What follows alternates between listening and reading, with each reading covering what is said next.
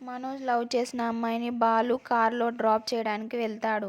బాలు ఆ అమ్మాయిని ఇలా అడుగుతాడు, మీరు పార్లర్కి వెళ్ళాలా అని అడుగుతాడు. అవును వెళ్ళాలి అని అంటుంది. నాకు తెలిసిన ఒక మంచి పార్లర్ అయితే ఉంది, అక్కడికి తీసుకెళ్తా అని అంటాడు.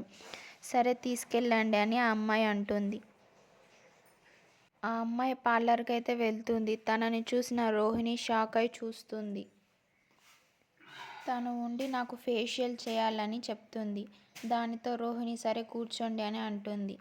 ఇక రోహిణి మనోజ్కి అయితే కాల్ చేసి నీకు డబ్బు ఇవ్వడానికి కెనడా నుంచి ఒక లేడీ అయితే వచ్చింది పార్లర్కి అని చెప్తుంది. దానితో ఎవరు వచ్చారని మనోజ్ అయితే అడుగుతాడు.